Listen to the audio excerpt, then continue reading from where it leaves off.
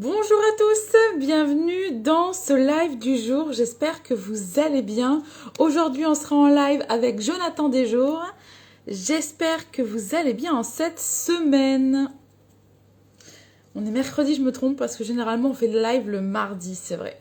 Je vais attendre que vous rentriez tous un peu au fur et à mesure. Je vois que vous entrez, 133, 178. Donc bienvenue sur psychologue.net. Je vous rappelle, donc vous êtes sur psychologue.net. Je suis Charlotte Ferrari, je suis la community manager de psychologue.net. Et aujourd'hui, on fait ensemble un live. Je vais donner la parole au thérapeute Jonathan Desjours et on va parler aujourd'hui, comme toujours, je vous laisse le titre ici, mais on parle de l'influence de l'inconscient collectif et familial. On va voir justement si ça va vous parler. Si jamais vous avez des questions durant le live, je vous rappelle que vous avez le petit widget questions juste ici, c'est la petite interrogation. Vous pouvez laisser vos questions. Jonathan vous répondra dans la seconde partie du live à vos questions. Alors, je vais regarder ça. Je vois que Jonathan est par ici. Je vous rappelle également que tous ces lives, ils sont enregistrés. Donc, vous pourrez les revoir après le live, quand vous voulez. Ça reste sur la page Instagram de psychologue.net. Dans la partie vidéo, idem, c'est le second petit widget du milieu quand vous êtes sur Instagram. Et donc de ces vidéos également, on les monte en podcast. On a un podcast psychologue.net. Vous pouvez donc écouter tous nos lives en audio pour ceux qui préfèrent. Voilà, je pense que je vous ai tout expliqué pour ceux qui n'ont pas l'habitude ou qui oublient parfois ces petits détails. Et on va rentrer tout de suite donc en direct avec Jonathan. Alors, Jonathan.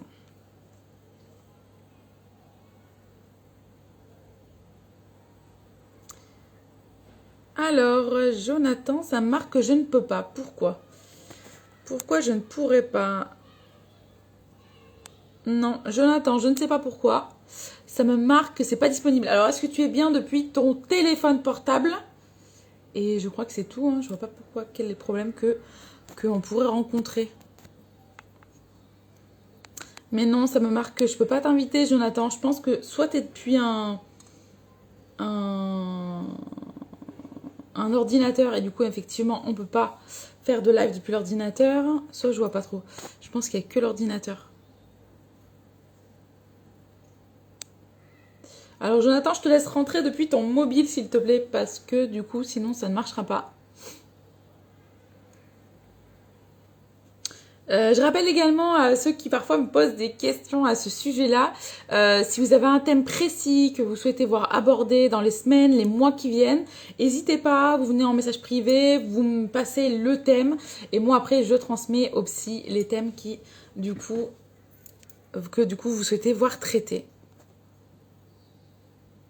Ah ça y est, c'est bon Jonathan. L'influence de l'inconscient collectif et familial.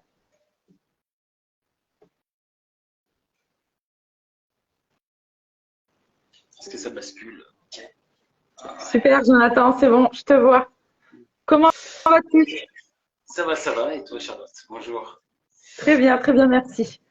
Donc aujourd'hui, on est ensemble pour faire ce live sur l'influence de l'inconscient collectif et familial. Il y a un peu de monde, donc je pense que le sujet intéresse. Tu as vu juste. Avant de commencer ce live, comme toujours, Jonathan, je vais te demander de te présenter, s'il te plaît. Alors oui, donc merci de m'avoir invité, Charlotte. Bonjour à tous et à toutes. Donc je me présente, donc, Jonathan Desjours. Donc j'exerce en tant que coach et thérapeute de l'inconscient. Donc l'inconscient, c'est assez vaste, comme vous pouvez l'imaginer. Ça peut comprendre en effet donc votre vie actuelle, mais aussi ce qu'ont vécu donc vos générations précédentes. Voilà, donc j'exerce depuis Bordeaux, sachant que je fais en fait toutes mes consultations par visioconférence. D'accord. Très important de bien spécifier, donc en ligne ici avec Jonathan. Merci Jonathan. On va aller directement dans le vif du sujet aujourd'hui, donc l'influence de l'inconscient collectif et familial. On va vous en dire tout de suite plus, voir est-ce que ça vous parle cet inconscient collectif et familial justement. Alors Jonathan, c'est quoi l'inconscient collectif et familial? Alors, qu'est-ce qu'on entend par l'inconscient collectif et familial? Eh bien, tout d'abord, déjà, quand on dit collectif, on pense automatiquement donc à notre environnement aux alentours, en dehors même, tout simplement, de notre environnement familial. Donc, ça comprend aussi bien votre région, ça peut comprendre aussi bien votre pays, et puis aussi les autres pays. Si par exemple, vous avez vos parents, vos arrière-grands-parents qui sont des immigrés. Donc, ça comprend ni plus ni moins, cet inconscient comprend tous ces aspects-là. Et quand on parle d'inconscient, on parle surtout de sentiments. De sentiments transmis. Et notamment, quand on est immigré, eh bien, qu'est-ce qu'on arrive, avec quoi arrive-t-on dans un nouveau pays? Eh bien, on arrive notamment avec le principe, ce qu'on appelle de loyauté vis-à-vis du pays dans lequel on est né. Donc, ce principe de loyauté, eh bien, forcément, vous allez le conserver. Est-ce que, par contre, c'est bon pour vous ou pas lorsque vous devez progresser? C'était la question. Mais si vous ne connaissez pas la loyauté que vous avez vis-à-vis de ce pays, et notamment par rapport à ses normes, par rapport à ses lois aussi, et puis par rapport au comportement qu'a ce pays. Et notamment, j'en viens lorsqu'on vient, par exemple, d'un pays qui a eu une religion autre que la religion catholique. Parce que tout ça a son importance, bien évidemment. Et notamment lorsqu'on arrive, par exemple, d'un pays de l'Est, où là, on a une religion dite orthodoxe. Donc, les principes ne sont pas les mêmes. Ou bien d'un pays anglophone aussi, où là, c'est le protestantisme. Et auquel cas, les règles ne sont pas les mêmes.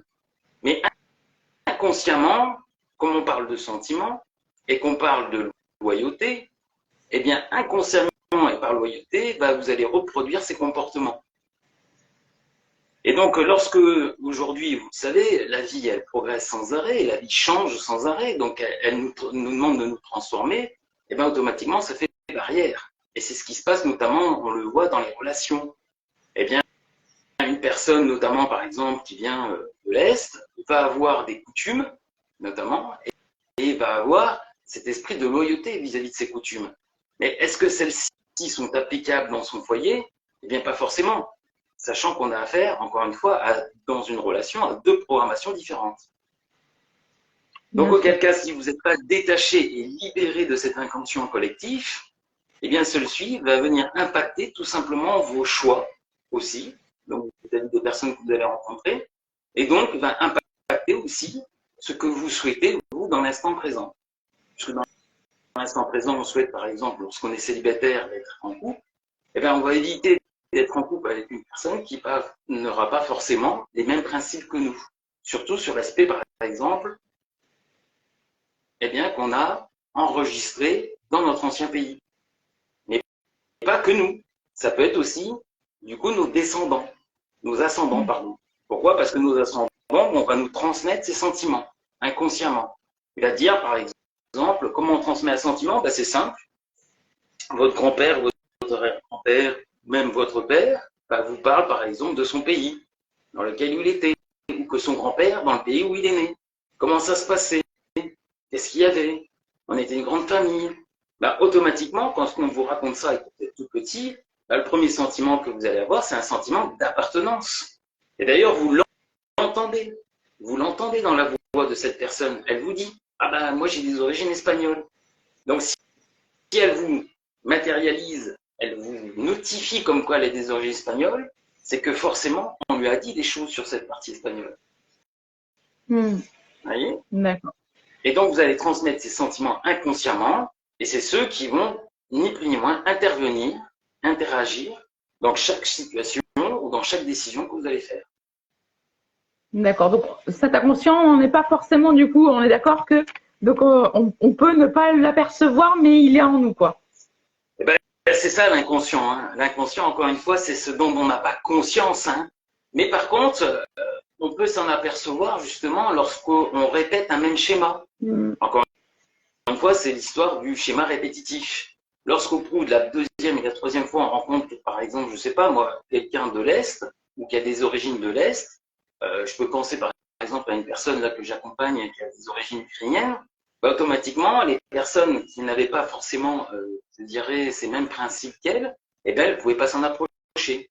Or, c'est pas parce qu'on n'a pas les mêmes principes, je dirais, d'un pays, que forcément on peut pas s'en prendre au quotidien. Ou qu'on ne peut pas avoir une expérience de couple à ce moment-là. Okay. Mais du coup, ça va venir freiner nos choix et nos décisions. Et c'est ce qui va nous rendre malheureux, et ce qui va nous rendre anxieux, angoissés. Pourquoi? Parce qu'on n'aura pas réalisé encore notre but, par exemple, c'est d'être en couple. Donc, c'est les fameux blocages, on appelle ça, hein, les fameux blocages que vous allez ressentir alors qu'il n'y en a pas. Mais comme vous n'avez pas conscience que finalement ce sont des principes que vous avez, des certitudes qui viennent, eh bien, d'ailleurs, c'est-à-dire qui ont été transmis, pour ça qu'on parle souvent d'inconscient collectif, qui ont été transmis notamment par votre famille, ou bien par rapport à ce qu'on a dit, par rapport au pays d'origine de votre grand-père, arrière-grand-père. Ouais, grand-mère aussi. Hein. Donc ça peut être aussi des mariages mixtes, très souvent. Vous savez, quand vous avez un grand-père qui est d'origine, par exemple, française, mais une grand-mère qui est d'origine espagnole, et bien ça, on s'en aperçoit. On s'aperçoit de ça, puisque la grand-mère espagnole va transmettre ses sentiments et l'enfant va le percevoir, encore une fois, hein, c'est des transmissions pas forcément au niveau de l'adulte, et cet enfant, par exemple, va se voir comme s'approprier tout simplement l'histoire de l'Espagne aussi, mais l'histoire aussi du pays qui l'accueille. Donc dès lors où vous ne vous détachez pas non plus de ce pays d'accueil, vous pouvez très bien avoir et refouler, comme on appelle ça, de la colère vis-à-vis de ce pays. Mais comme vous pouvez aussi bien refouler de la colère vis-à-vis du pays qui vous a abandonné. D'accord, oui. Je vois que ce que tu nous expliques, finalement, ça parle à pas mal de personnes. Ouais. Oui, ça parle énormément, puisque bon, j'accompagne aussi un bon nombre de personnes sur le sujet, donc ce qui fait que ce que je dis, je l'ai perçu aussi de la part de nombreuses personnes. Et donc, quand on éveille cette partie inconsciente, et automatiquement, tout remonte à la surface. Hein. Encore une fois, l'inconscient n'est pas là pour rester inactif, mais là pour être remonté à la surface et être conscient. Et puis par la suite, bien sûr, on développe des techniques, notamment de transformation émotionnelle, pour transformer justement les colères, les frustrations, de manière à ce que vous puissiez dépasser consciemment justement ces effets et transformer votre comportement. De manière à aller vers la satisfaction, bien évidemment, et l'épanouissement de soi. Et donc, davantage. Jonathan, maintenant que tu nous as expliqué un peu ce qu'était l'inconscient collectif et familial, on y reviendra dessus sûrement, mais c'est quoi l'impact de cet inconscient sur nos comportements et nos choix? J'en ai un petit peu parlé, j'ai un peu effleuré justement cet aspect-là. Quand on parle de sentiments, automatiquement, il y a 10 sentiments, 10 réactions de notre part. Donc automatiquement, quand il y a réaction, il y a comportement. Ce qu'on appelle aussi, les gens appellent ça le caractère. Hein. Donc dès lors où on a un comportement qui est en lien avec cet inconscient collectif, donc qui n'est pas conscient en nous, qu'on n'a pas transformé la partie émotionnelle, automatiquement, par exemple, on va se mettre en colère, c'est ce que je disais, par rapport au pays d'accueil ou par rapport au pays sur lequel on s'est senti abandonné. Et ça, de manière inconsciente. Mais au niveau familial aussi, ça, c'est un peu plus complexe parce que dans le sens où il y a d'autres paramètres pour le niveau familial. C'est-à-dire qu'on va vouloir hériter, par exemple, de maladies. Hein, par exemple, vous avez des personnes à 40 ans, ils ne savent pas pourquoi elles ont le cancer. Et quand on observe un peu plus auprès des ascendants, quand on regarde les grands-parents, les arrière-grands-parents, eh bien, en effet, au même âge, il y a eu un cancer, il y a même une personne qui est décédée. On va avoir le cas de figure aussi au niveau des naissances. Ça, on le voit plus souvent, c'est-à-dire que, par exemple, le deuxième enfant est mort-né. Quand on observe, par exemple, un peu plus loin auprès des ascendants, on s'aperçoit que l'arrière-grand-mère, par exemple, a donné un fils qui est mort-né et c'était le deuxième. Donc tout ça, ce sont des sentiments transmis qui vont être reproduits donc, chez l'individu et ça peut sauter jusqu'à 5, 6, voire 7 générations. Ah oui, quand même. Donc, mais c'est hyper difficile en plus de remonter sur 6, 7 générations. Oui, c'est vrai.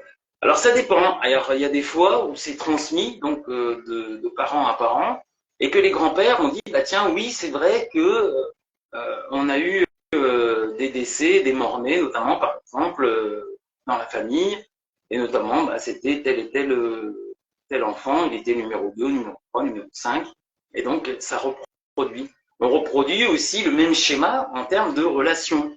C'est ce qu'on appelle le fantôme amoureux. Donc, c'est-à-dire que la grand-mère, par exemple, ou l'arrière-grand-mère est très dure et très difficile, on va dire, très renfermée sur elle-même, et ben, la compagne qu'on a, par exemple, elle est le même profil. Donc, c'est ce qu'on appelle le fameux fantôme amoureux, hein, c'est-à-dire que tout petit, on a eu ce sentiment de vouloir, encore une fois, appartenir à cette famille, les liens du sang. Hein, vous savez que le mot famille a une importance capitale hein, dans nos mots et dans ce qu'on en représente.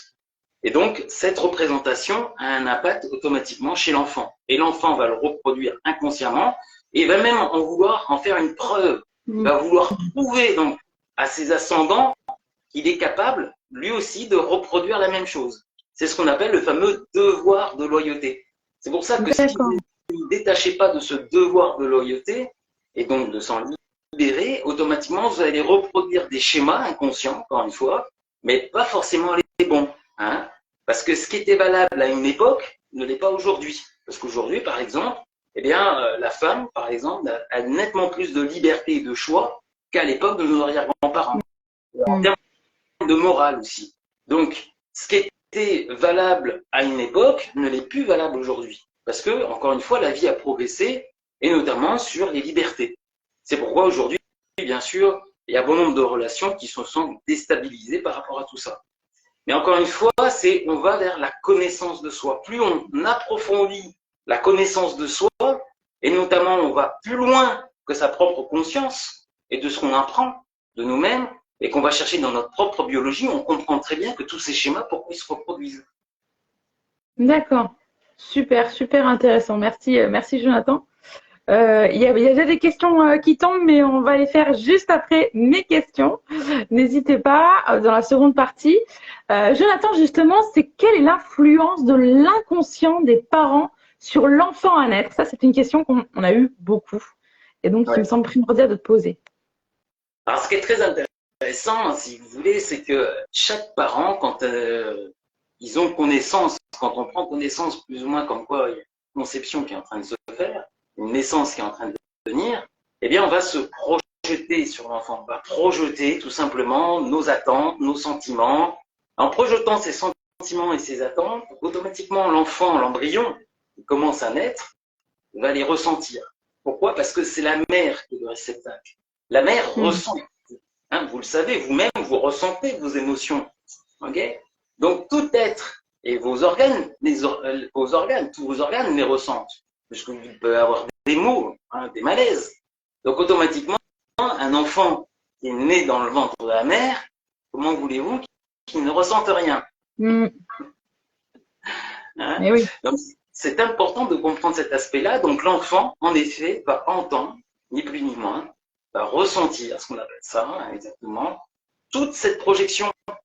Et donc, quand il va naître, il va déjà savoir exactement ce qu'on attend de lui.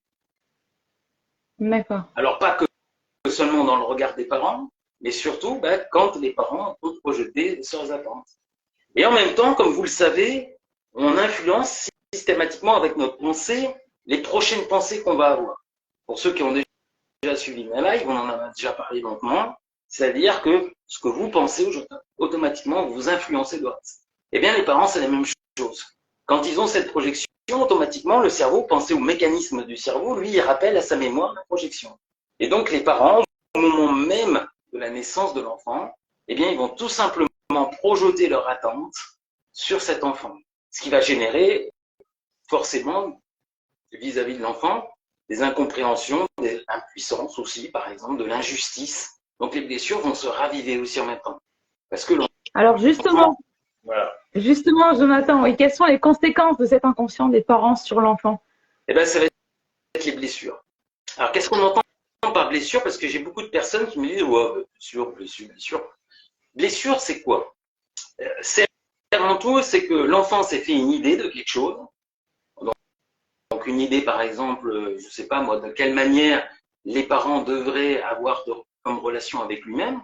Je ne sais pas, la tendresse, l'affection, la douceur, l'écoute. Et que finalement, il s'aperçoit que ce qu'il s'attendait, il l'a pas. Donc, ce qu'on appelle la déception. Dans la déception, on va retrouver la colère, on va retrouver donc la frustration, mais on va retrouver quoi aussi? La culpabilité et la honte.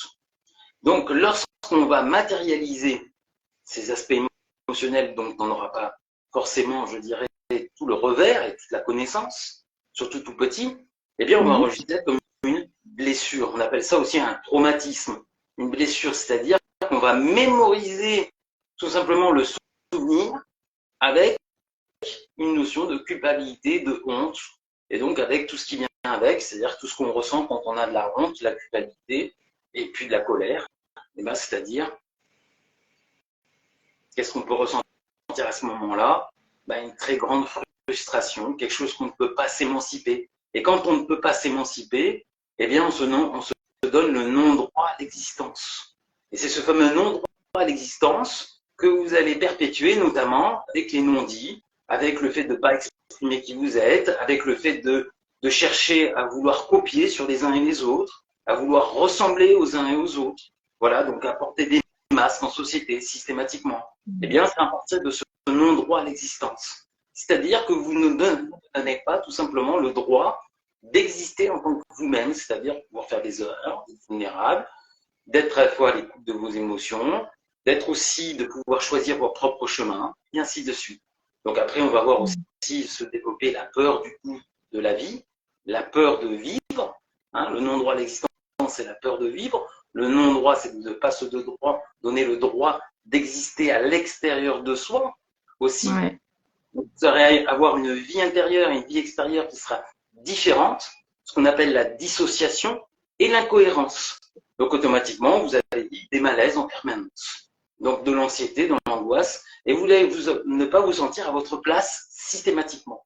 Et quand on ne se sent pas à sa place systématiquement, c'est parce que tout simplement, on ne se donne pas le droit d'exister, mais aussi d'acquérir son propre territoire. Et ça, c'est très important d'acquérir son propre territoire. Parce que c'est ce qui permet d'accueillir tout simplement sa place et de prendre place. Et qu'est-ce qu'on entend par territoire? Eh bien, on entend tout simplement de trouver sa voie dans laquelle on est satisfait, et non pas satisfait de ce qu'on fait, mais satisfait de ce que l'on est, avant toute chose, d'être dans l'admiration de soi au quotidien. Et ça, c'est la première émotion, je dirais, le premier sentiment à avoir vis-à-vis de soi, c'est l'admiration. C'est le sentiment le plus long. C'est comme ça qu'on va chercher l'amour de soi. Donc, ça veut dire qu'il y a certaines personnes qui n'acceptent pas leur grand besoin d'amour, par exemple. Hein, donc, dès lors que vous n'acceptez pas ce grand besoin d'amour, automatiquement, vous ne pouvez pas savoir qu'est-ce qui va venir combler cet amour. Et ce n'est pas forcément une personne, mais bien souvent, c'est dans vos choix, dans vos gestes de tous les jours que vous allez combler cet amour. Pourquoi? Parce qu'une personne peut être là à 100% à vos côtés. Elle aussi, elle a des choix à faire. Donc là aussi, vous allez venir aussi guérir en même temps ce qu'on appelle la dépendance affective, mais aussi guérir aussi l'estime de soi. Parce que le non-droit d'existence, forcément, vient au revers de ce qu'on appelle l'estime de soi. D'accord. Voilà. Merci Jonathan d'avoir pris le temps de bien répondre à cette question qui était importante. Je vais regarder maintenant les questions qui m'ont été posées et on va regarder 4-5. Alors,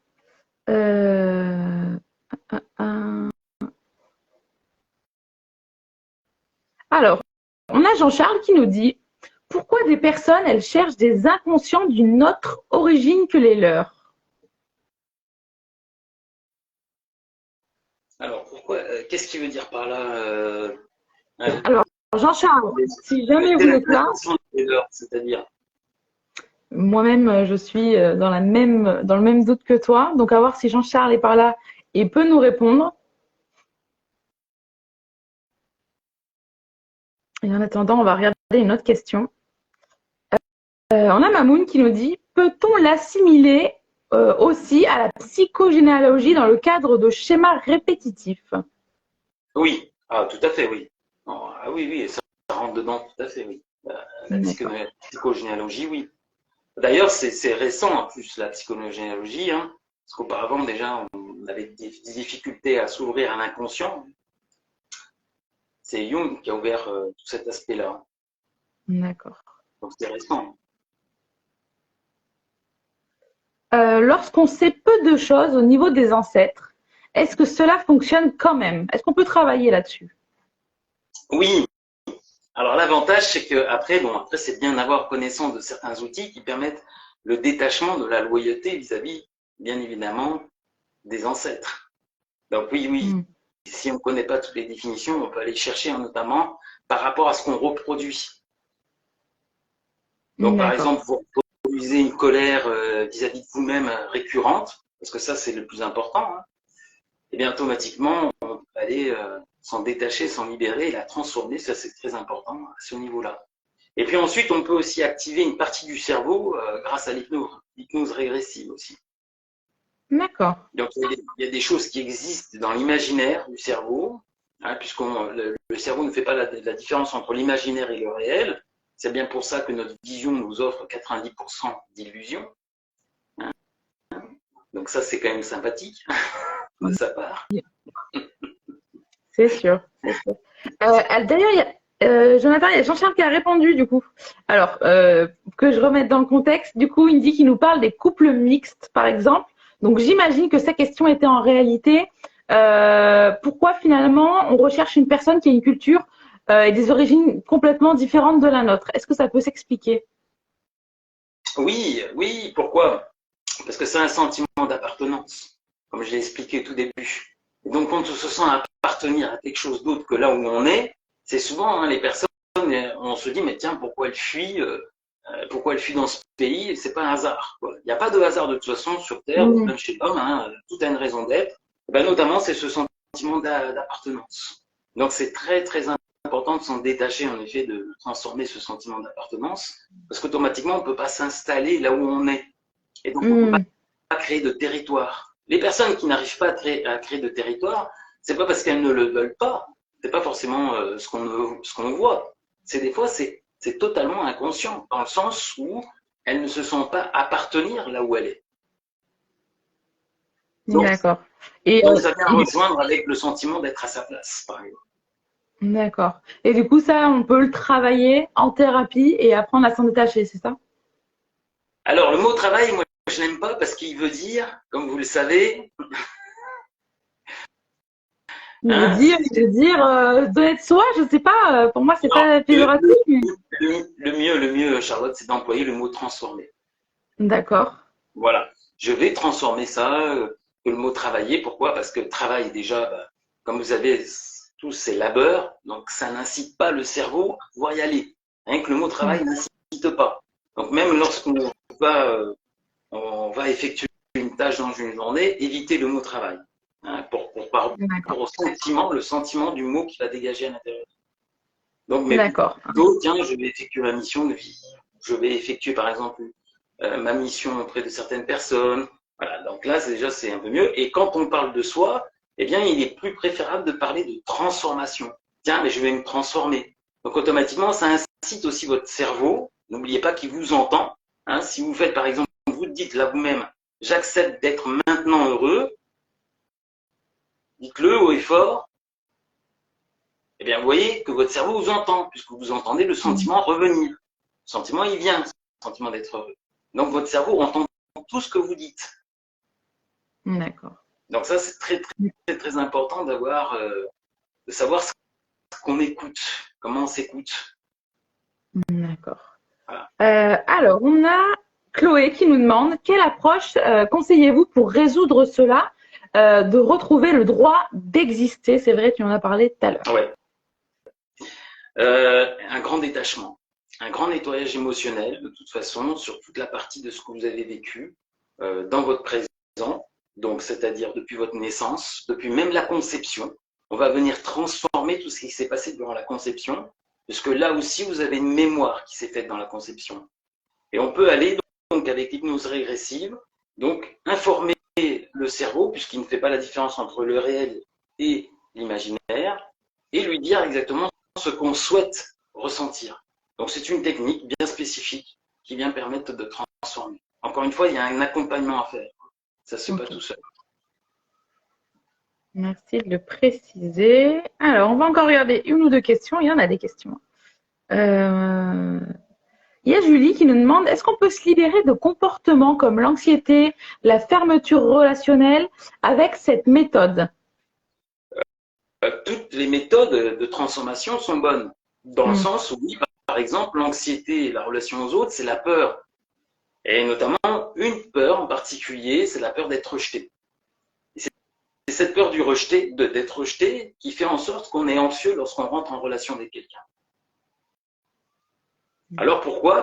Parce que pourquoi? Alors je vais finir un peu l'explication, peut-être Charlotte, si tu me le permets. Oui, bien sûr, bien sûr. Eh bien, tout simplement parce qu'on accorde de l'importance à la vue ou du jugement des autres. C'est pour ça qu'on a cette peur d'être rejeté. Mais il faut savoir que ce mécanisme, parce qu'on parle toujours de mécanisme en termes de cerveau, il date depuis l'enfance. C'est quand vos parents vous ont félicité, vous savez, quand vous avez fait vos premiers pas, quand vous avez mangé, quand vous mangez bien, ah c'est bien, t'as bien mangé, et ainsi de suite.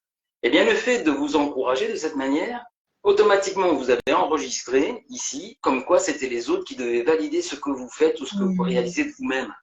Eh bien, ce mécanisme, eh bien, vous l'avez conservé, tout simplement.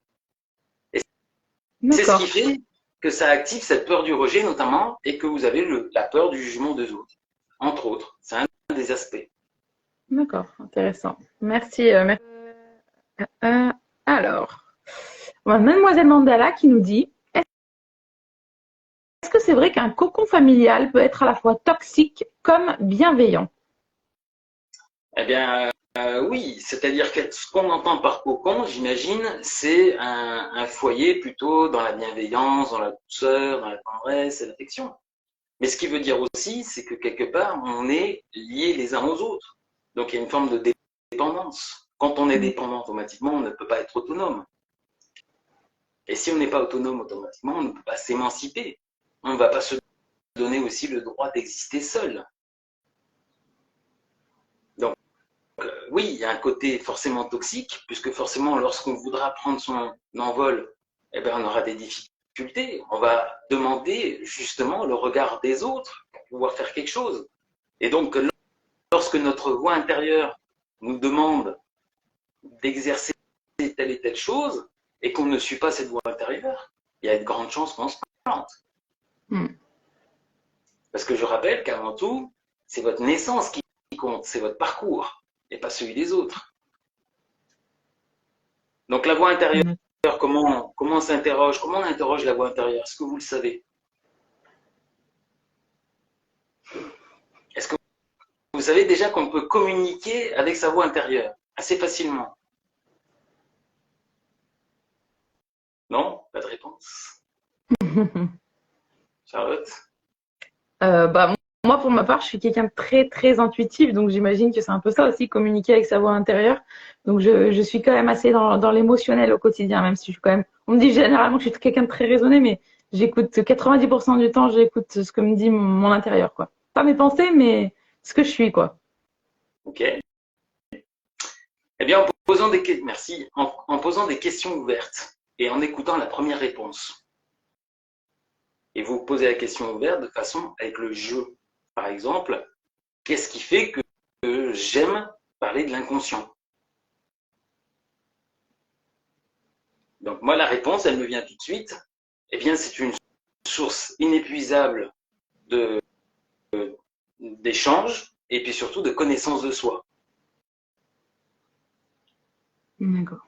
Donc ça, c'est ce qui me vient tout de suite. Donc la première réponse qui vient à vous, ce qu'on appelle aussi l'intuition, la voix intérieure, c'est celle-ci. Et donc, vous pouvez vous poser des questions à vous-même, à voix haute, bien évidemment. Pourquoi? Encore une fois, votre cerveau enregistre tout. Donc, toutes les formes de questions ouvertes, donc c'est qu'est-ce que, en quoi c'est important pour moi, et de quelle manière je peux réaliser ceci, vous allez avoir systématiquement ce qu'on appelle la sagesse intérieure, cette sagesse intérieure qui va vous répondre. D'accord. Et c'est de cette manière, c'est avec cette voix intérieure que vous deviez communiquer aussi avec les autres, puisque ça sera vous-même. D'accord.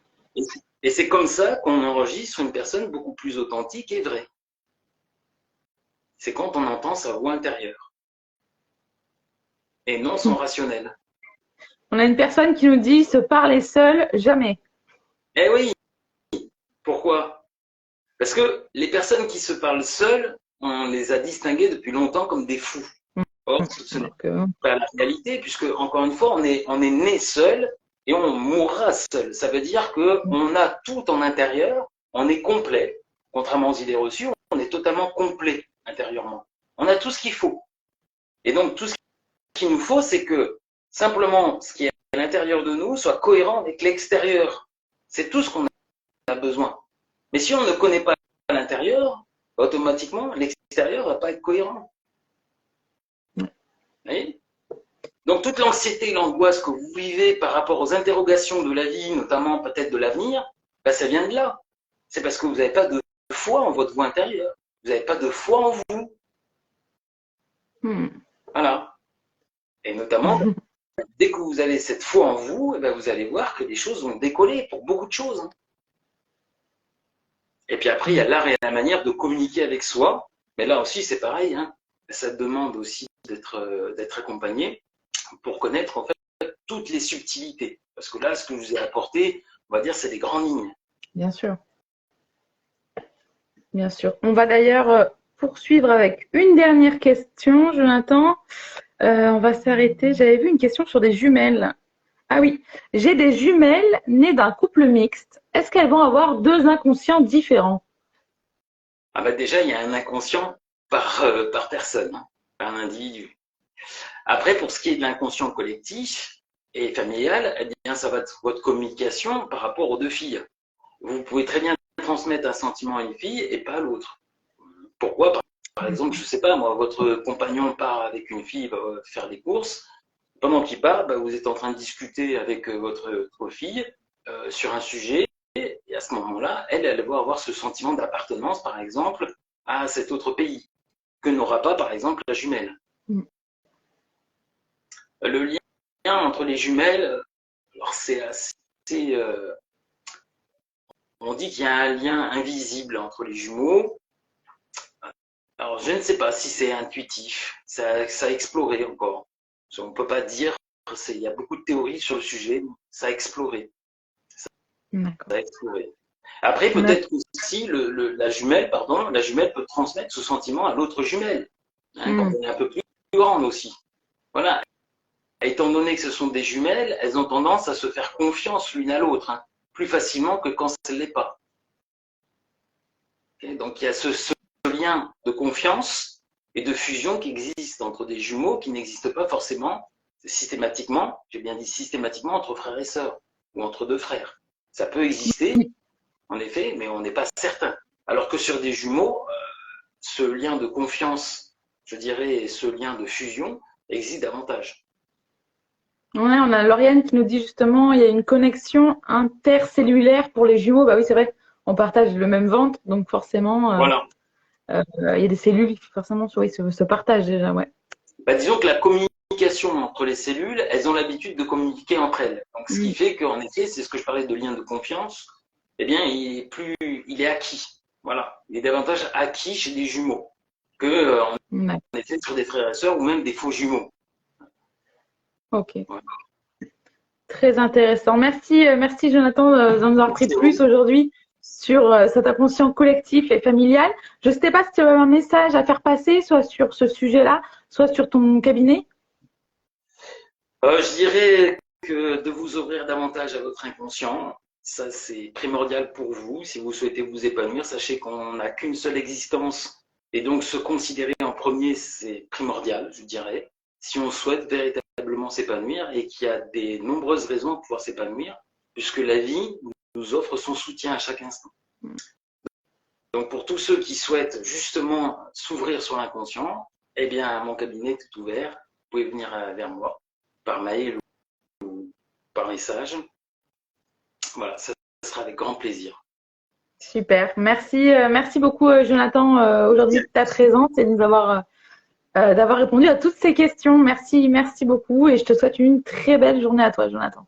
Merci à toi encore, Charlotte, pour cette invitation. Avec grand plaisir. Merci à tous et belle journée à tous. Je vous souhaite à tous le meilleur.